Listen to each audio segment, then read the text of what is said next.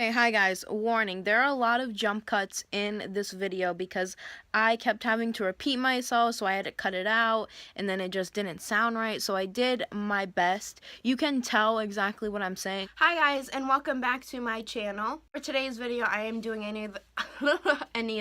I'm doing another based on a true story. Pretty much, if you don't know what this is, I tell you guys real life events that horror movies are based off of. If you enjoyed this video, go check out my description because I have a playlist of all my based on a true stories. They're very interesting in my opinion because who doesn't like a good scary movie that is actually real, like it happened in real life? Today, we are going to be talking about The Possession. Now, in my opinion, this movie was really not that scary.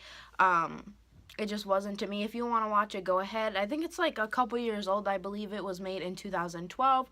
I'll double check. But it follows a young girl and her mother and father after she is possessed by a antique wine cabinet, I guess, that she buys at a yard sale, and a demon comes and possesses her. And her dad and her mom try to, fight that demon out of her. It's definitely not a spoiler or anything, because if you look up the movie, it tells you that in like the preview or the description or whatever it is. And what did make this movie a bit scarier, because it really isn't in my opinion, it is that it was based off of a real life story that I'm going to be telling you guys about.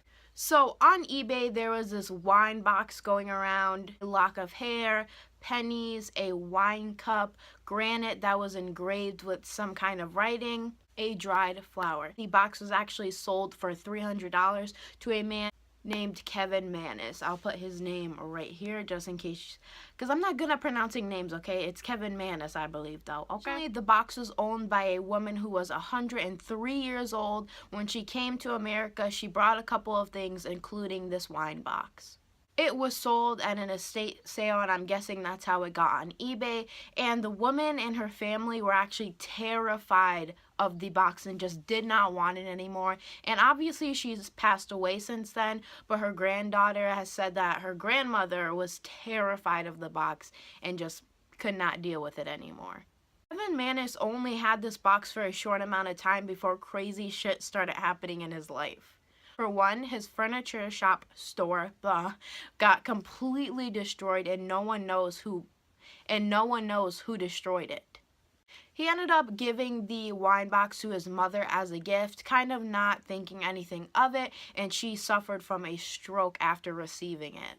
He then tried to kind of give it off to many people, not understanding why no one would take it. He, again, just couldn't figure it out, I guess. And people would always return it. No one would have it for more than a couple days. And after selling it to a married couple, it was then returned on his doorsteps with a note that said, "This has a bad darkness attached to it." Manis could not get rid of the box and started to have terrifying nightmares of a demon killing him repeatedly. And apparently the people he also gave this box to, or tried to, claim to have these same nightmares as him. One day, Manis even woke up to all 10 of his fish being dead. And it was on Friday the 13th. How creepy is that? Okay guys, one time I found $5 on Okay guys, so one time I found $5 on I can't pronounce Friday the 13th. Anyway, Manis was so terrified of this box that he did not know what to do. He didn't know who to give it to. No one would take it. So he eventually just sold it to some college kid. I will put the college student's name right here because, again, I am terrible at pronouncing names. Anyway, the college student only had it for 7 months and experienced hair loss, broken bones. He would find random dead, decaying mice around his home that were not there before.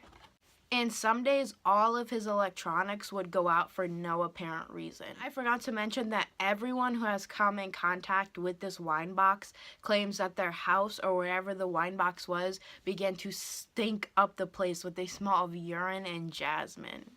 The college student obviously ended up giving up the box to a Jason Haxton, who actually is planning on being buried with this box because of its religious background, and he wants to do no harm to anyone else and just wants to get rid of it once and for all. It is believed that a spirit known as a debuk, I believe, I'll put it right here as well. I've heard many ways of how to pronounce this. I'm just going to say debuk.